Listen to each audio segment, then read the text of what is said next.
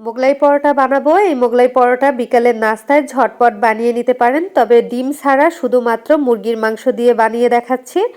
প্রথমেই 1 কাপ নিয়ে নিলাম আটা, হাফ চা চামচ লবণ, 1.5 টেবিল চামচ তেল। তেল লবণ ভালো মতো আটার সাথে মিশিয়ে নিচ্ছি।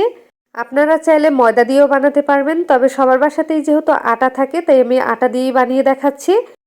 তেলটা ভালো মতো মেশানো হয়ে গেছে। এবার অল্প অল্প নর্মাল পানি দিয়ে একটা ডো মেখে নিব। এই ডোটা কিন্তু বেশি একটা শক্ত অথবা বেশি একটা নরম হবে না, একটু সফট করেই কিন্তু মেখে নিতে হবে। ডোটা মেখে নেওয়া হয়ে গেছে। এবার এই ডোটা রেস্টে রেখে দিব 10 মিনিটের জন্য। আর এই 10 মিনিটেই আমি চিকেনের পুরটা তৈরি করে নিচ্ছি।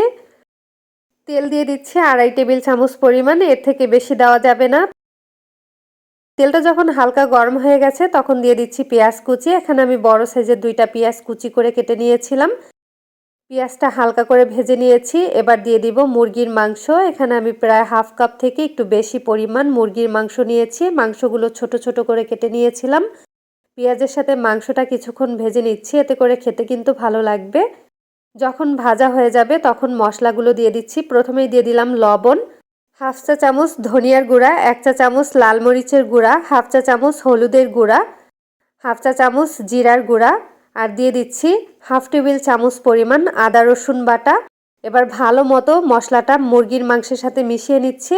মশলা দিয়ে মুরগির মাংসটা কিছুক্ষণ ভুনিয়ে নেওয়ার পরে এর মধ্যে দিয়ে দিব গাজর কুচি। আর আমি আগে থেকে 2টা গাজর গ্রেটারের সাহায্যে কুচি করে কেটে নিয়েছিলাম। এখানে প্রায় 1 কাপের মতো হয়েছে। কাঁচামরিচ কুচি দিয়ে দিলাম স্বাদ মতো। ঝালটা আপনারা আপনাদের টেস্ট অনুযায়ী বাড়িয়ে অথবা কমিয়ে দিয়ে নেবেন। গাজরটা মুরগির মাংসের সাথে বেশ কিছুক্ষণ ভুনিয়ে নিলাম। এখন গাজরটা প্রায় সিদ্ধ হয়ে গেছে। শেষের দিকে দিয়ে দিচ্ছি গরম মশলার গুঁড়া 1 চা চামচ। এই গরম মশলার গুঁড়াটা যদি শেষের দিকে দেন তাহলে খেতে কিন্তু অনেক বেশি মজার হবে আর খুব সুন্দর একটা ঘ্রাণ আসবে। চিকেন আর গাজরের পুরটা তৈরি হয়ে গেছে, একটা পাশে রেখে দিলাম। এবার ঢাকনাটা তুলে আটার ডোটা আর একটু ভালো মতো মেখে নিচ্ছি। এরপরে 2টি ভাগে ভাগ করে নিব। আমি এখানে 2টা মোগলাই পরোটা বানাবো। আপনারা যদি পরিমাণে বেশি বানান সেক্ষেত্রে আটার পরিমাণটা একটু বেশি নেবেন। এবার একটা দিয়ে পরোটা তৈরি করছি আর বাকিটা ঢাকনা দিয়ে ঢেকে একটা পাশে রেখে দিব যাতে ড্রাই না হয়ে যায়। বেলার সময় আমি সামান্য একটু আটা ছিটিয়ে বেলে নিব, এতে করে রুটিটা বেলতে সুবিধা হবে। আর এই রুটিটা কিন্তু একটু বড় আর পাতলা করে বেলে নিতে হবে।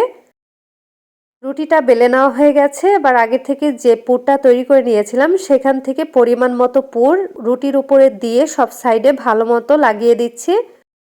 এরপর মোগলাই পরোটার ভাঁজ দিয়ে দিচ্ছি। আর এই ভাঁজ দেওয়াটা কিন্তু খুবই সহজ। প্রতিটা ভাঁজের মাঝে পানি লাগিয়ে দিব, এতে করে ভাজার সময় কিন্তু লেয়ারগুলো খুলে যাবে না। ঠিক এভাবে করে ভাঁজ করে নিতে হবে। এই উপরের সাইডগুলোতে ভালো মতো পানি লাগিয়ে নিচ্ছি। আমি কিভাবে করে ভাঁজ করে নিচ্ছি আপনারা দেখে হয়তো বুঝতে পেরেছেন। ভাঁজ করে নেওয়াটা কিন্তু খুবই সহজ। মোগলাই পরোটা কিন্তু ভাঁজ করে নেওয়া হয়ে গেছে। একইভাবে আমি বাকিটাও বানিয়ে নিব। এরপরে তেলের মধ্যে ভেজে নিব। ভাজার জন্য পরিমাণ মতো তেল দিয়ে দিলাম। তেলটা যখন হালকা গরম হয়ে গেছে তখন আমি পরোটাটা দিয়ে দিচ্ছি। আর যে পাশটা ভাঁজ করে নিয়েছিলাম সেই পাশটা কিন্তু তেলের পাশে থাকবে, নইলে কিন্তু ভাজার সময় ফুলকো হয়ে লেয়ারগুলো খুলে যেতে পারে। এক পাশ যখন একটু হয়ে গেছে তখন উল্টে দিচ্ছি। আর মিডিয়াম আঁচে ভেজে নিতে হবে। দুই পাশে কিন্তু একটু সময় নিয়ে ভেজে নিব। দেখুন কালারটা কিন্তু চেঞ্জ হয়ে গেছে। হাই আঁচে ভাজতে যাবেন না, তাহলে কিন্তু পুড়ে যাবে আর ভেতরটা কাঁচা থেকে যাবে। তাই মিডিয়াম লো আঁচে একটু সময় নিয়ে ভেজে নিতে হবে। এবার আমি তেল থেকে তুলে নিচ্ছি আর বাকিটাও একইভাবে ভেজে নিব। একটা প্লেটের মধ্যে নিয়ে নিলাম। 2টা মোগলাই পরোটাই ভেজে নেওয়া হয়ে গেছে। এবার একটা ছুরি দিয়ে পিস করে কেটে নিচ্ছি। আমি একটু লম্বা এবং একটু বড় সাইজ করে পিস করে নিচ্ছি। আপনারা আপনাদের পছন্দ অনুযায়ী পিস করে কেটে নেবেন।